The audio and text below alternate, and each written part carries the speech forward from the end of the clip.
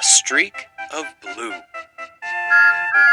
Thomas and Edward gave a splendid effort building the railway, but they weren't suited for fast mainline services. As such, the fat director purchased another engine called Henry. Although a good sort, he was prone to steaming troubles, which caused endless frustration. Due to a lack of funds, engines were loaned from other railways. One of these, known only as 87546, fancied himself the savior of the line, and never failed to make it known.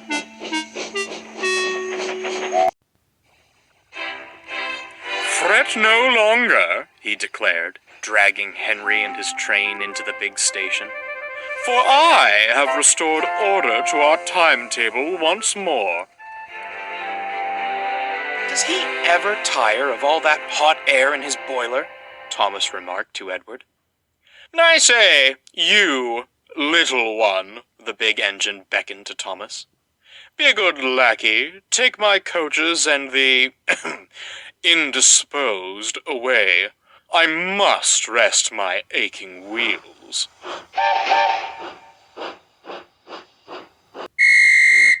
"Evidently not," murmured Edward.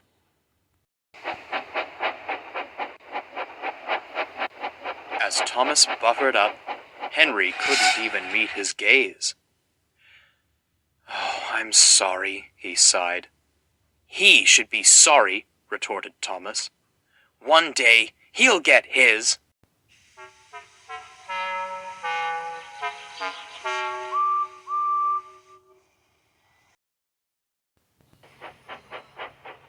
That night, Thomas retired to the shed.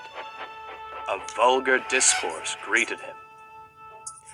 "You know," 87546 said loudly to another loaned engine, "I do sympathize with the fat director.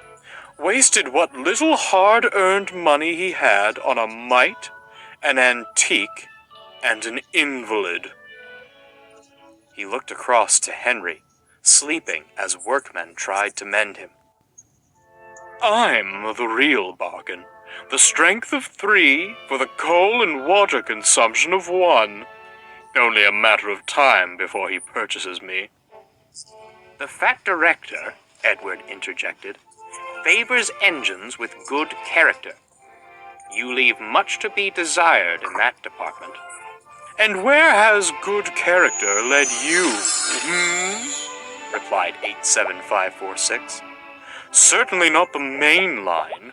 Speed and strength are all that matters there. When I pull coaches, you merely see a streak of blue. Engines like you fade into the background. I'd like to see you do my work without falling to pieces."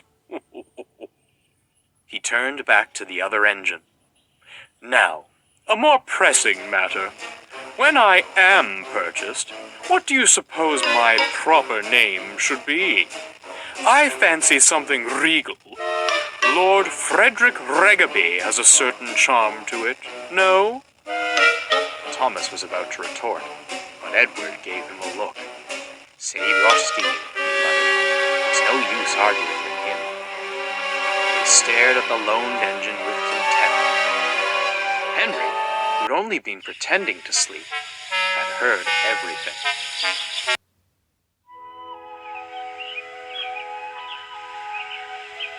The next morning, 87546 awoke to a startling sight. There was Henry, hissing and wheezing.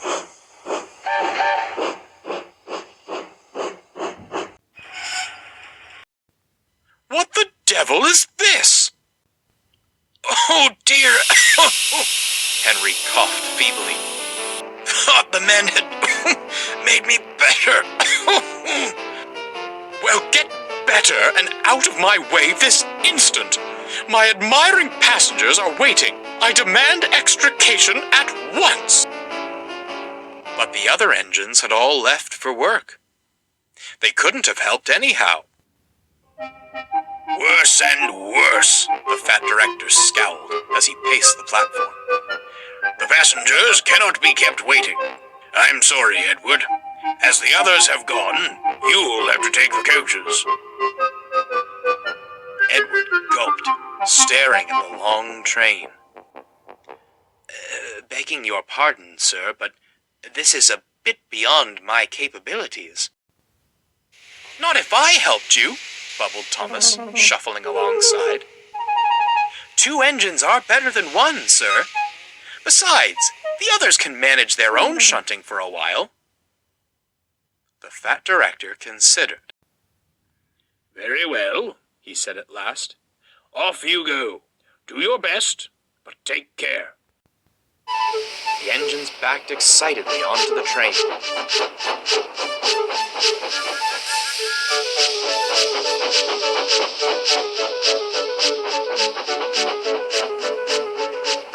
The passengers marveled at the strange combination, but were thankful to have any train at all.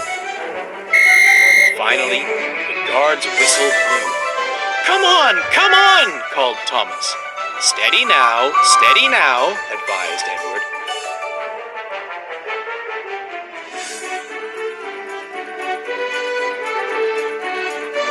Soon they were on the main line and having a wonderful time.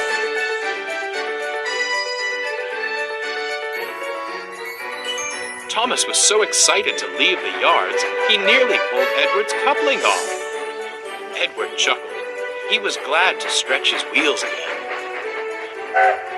The 2 engines worked so well, the coaches felt light as air.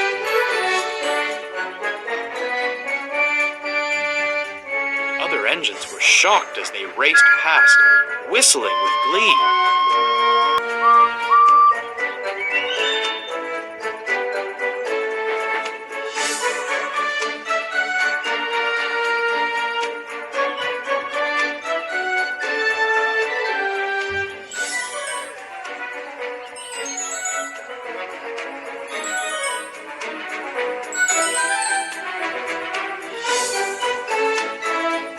Later, they returned to the big station, exhausted but triumphant.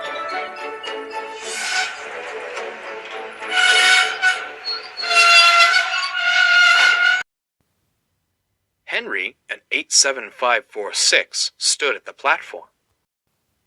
Well, smiled Henry. Our streak of blue has returned, and in one piece, no less. 87546 scowled as the happy passengers swarmed out of the coaches. What splendid little engines you are! Your director must be proud of you. He's very happy with his purchases indeed, chuckled Thomas. No, ha, fumed 87546 as he puffed away.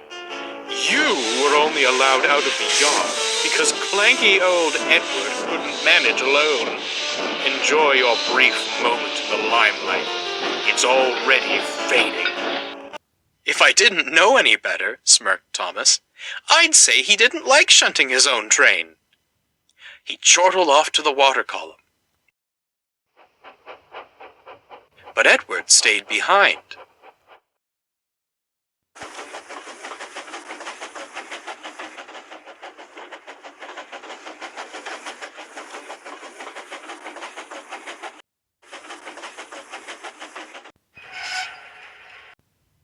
Are you all right, Henry? What on earth happened this morning? Oh, the usual steaming troubles. You know how it is. Miraculously, he winked, the problem seemed to vanish after you'd gone. You didn't, Edward gasped. Now, Edward, Henry grinned, do you really think I'd do such a thing? And without another word, Henry steamed away.